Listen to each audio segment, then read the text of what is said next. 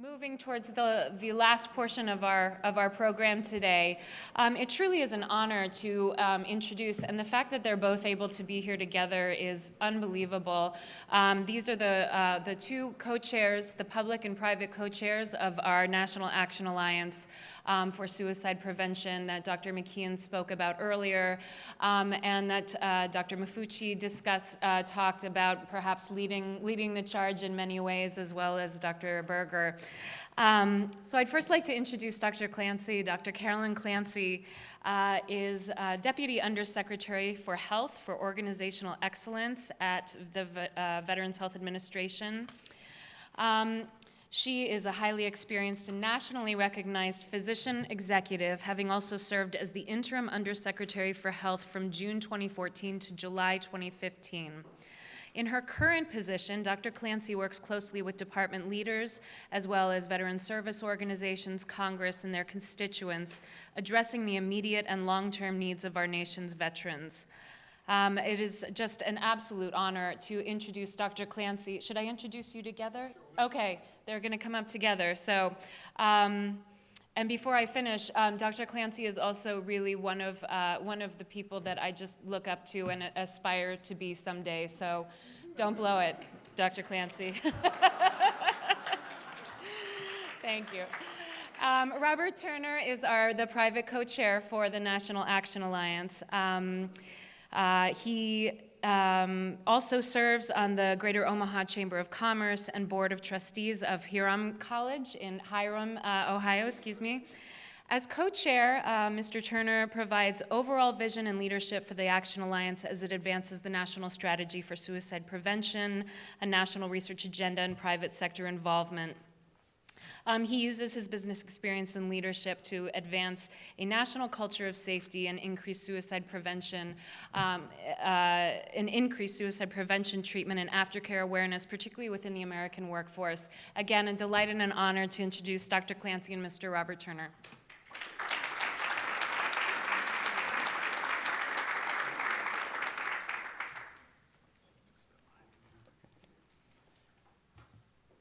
Well, good afternoon, everyone. You know, like a lot of people here today, my deep personal interest in suicide prevention might actually be called involuntary. As a result of a suicide in my immediate family many years ago, as well as more recently of a close friend on active duty when he was home on leave, I'm one of far too many people who have invested countless hours studying statistics, trying to create logic and meaning where there was little to be found, and still asking why and what if. The pain of survivors attenuates with time, but never entirely disappears. And I think it is far more difficult yet for parents. So my admiration for Howard and Jean Summers and for Clay Hunt's parents and so many others with the courage to share their stories is boundless. Thank you very, very much.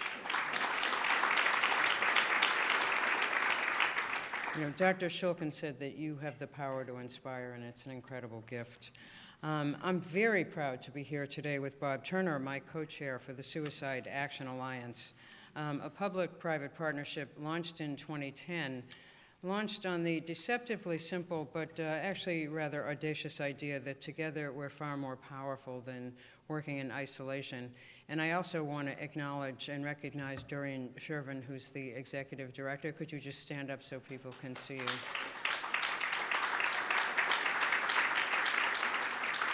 So the Alliance functions as an umbrella organization, recognizing that so many factors influence the identification and deployment of effective prevention strategies, from culture to religion to education to branch of military service and many other factors.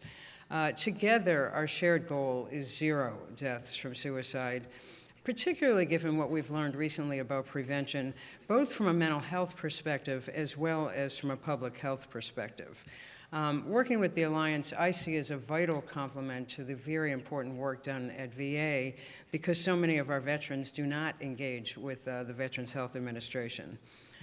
We can't ever forget, though, that for many people, the act of suicide is shameful or forbidden, which is a pretty powerful barrier to reaching those at risk.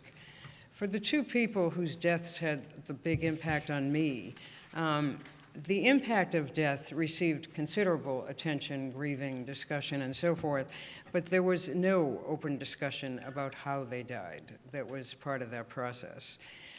You know, as a physician with close colleagues in mental health and working some distance from my immediate family, I was far more fortunate in being able to reach out, and it made a huge, huge difference. So I worry a lot that many people are effectively deprived of that. Awareness efforts sponsored by the Alliance, as well as partnerships with churches and many other organizations, shaped by the specific context of different communities, can help mitigate that barrier.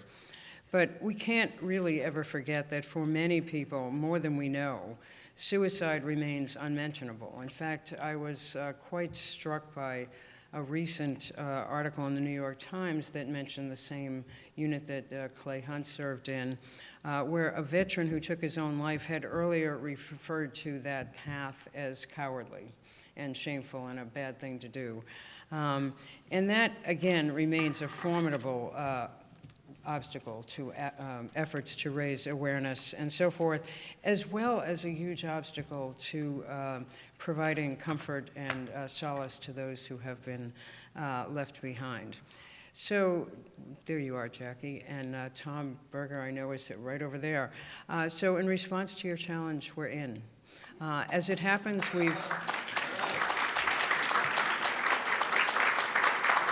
We've organized a meeting for later this month. It was on the books anyway, but that's, we do believe that the output of this summit will be a very powerful accelerant and stimulus for that meeting. And so we'll be keeping in touch here, and I don't think September is any time too soon. I am leaving the data issues with the National Death Index to our colleagues at the CDC. I also wanted to close on a positive story.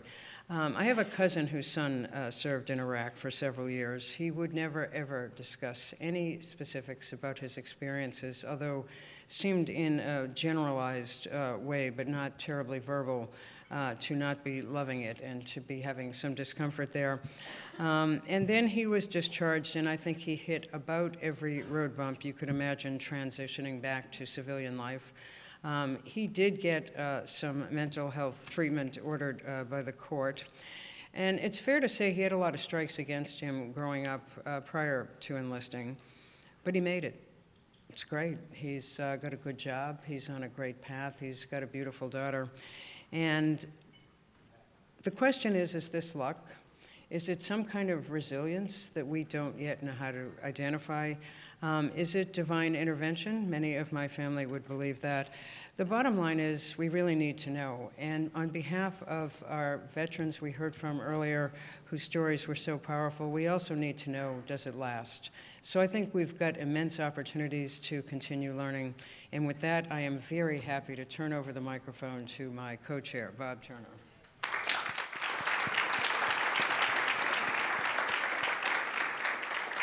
Thank you, Carolyn. I'm not going to stand at the podium for a couple of reasons. One, when I talk, I tend to do this, and you're all too tired to hear me hit that microphone at about 80 miles an hour and bump the sound system. And secondly, like many of you, I've been sitting in a chair here most of the day, and I'm a little bit behind on my Fitbit count, so I'm counting on getting a few extra steps as I pace back and forth here.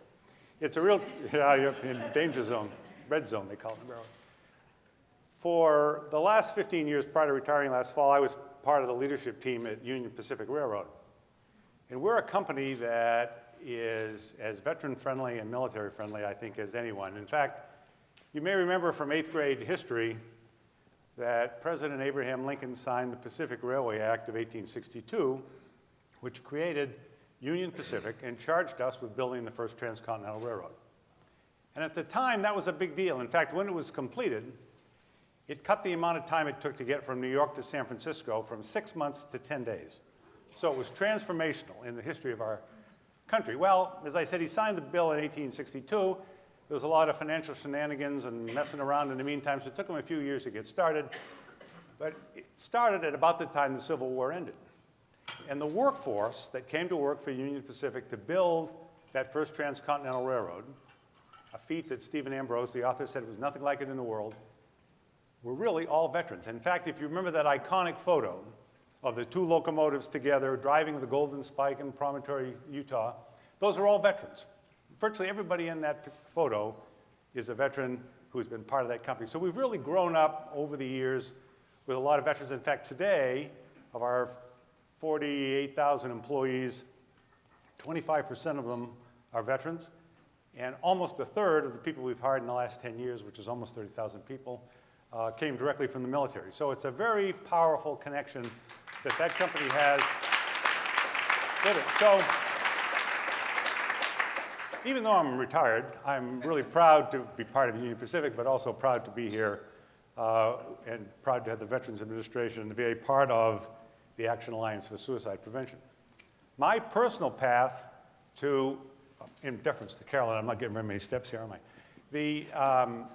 My personal path to the Action Alliance came when it was being put together, and Senator Gordon Smith, who at the time was president of the National Association of Broadcasters, was the private sector co-chair. And he knew that suicide by train is an enormous problem in this country. In fact, it's more than 1 a day people are killed by a train. This has nothing to do with vehicles. These are individuals standing or rolling or sitting in front of a train and being killed by a train. So it's an enormous problem, and it's a problem, it's an economic problem, because when an accident happens, there's an investigation, we lose throughput, customer service suffers. There's a cost to that. It's very traumatic for our crews. Freight train today has 2 people in the cab, and they can go faster or slower, but they can't steer. And while a train is the only mode of transportation that can stop on its own length, that's a mile. So you can imagine the stress on our employees when someone is standing on the track, sometimes looking right at them, and all you can do is hit the brakes, which lock up all the wheels, knowing there's nothing you can do to stop. And so there's a real problem for our workforce, for our customers, and a financial cost. And so when Senator Smith was looking for someone from the railroad, the 92 guys ahead of me in line all deferred, and I became the rail representative. And candidly, it was my turn to take one. I did it to start up because I've been blessed with having no suicide experience in my family, or really anyone I knew of people, but it really certainly not the way Carolyn talked and others have talked today. So I went into it as a willing participant, mostly, but not particularly passionate about it. And I've been really surprised at how interested in it I've become over the last 3 or 4 years as I've learned more about the work that many in this room are doing and that others are doing to try to get our country's arms around and our priorities set to do something about what is the 8th or 9th leading cause of death in this country.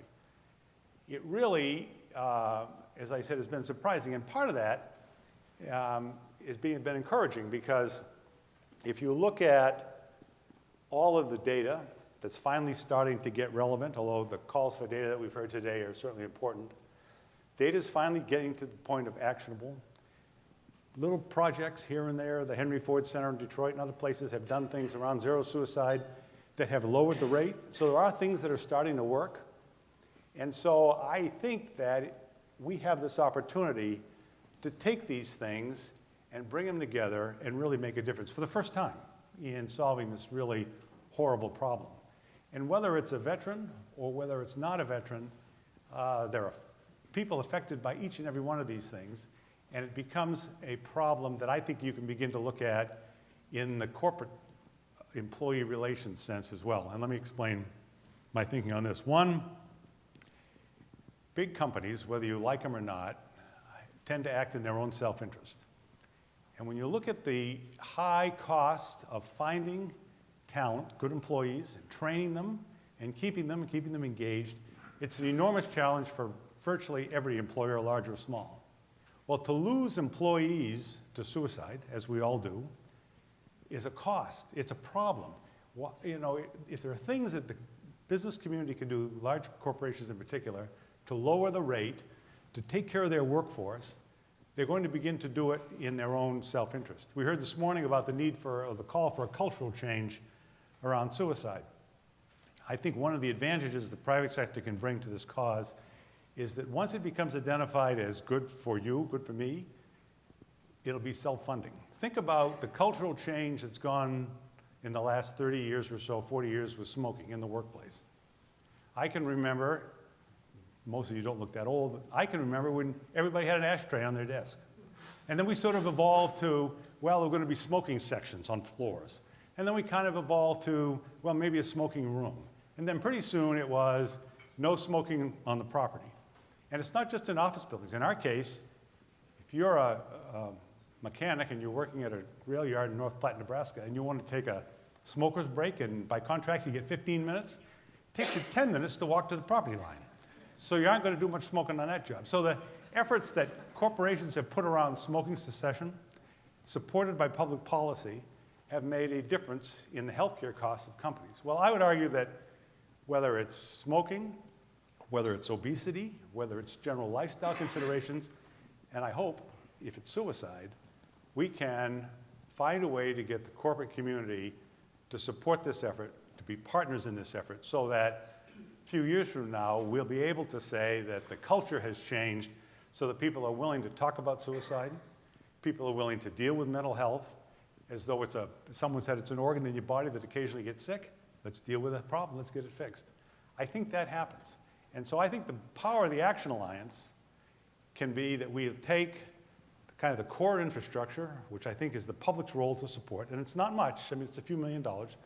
It can create the infrastructure that gives us the capability to enlist the private sector in making the cultural change and the policy changes we need to help really get at this horrible, horrible cause of death far more quickly than you might think otherwise.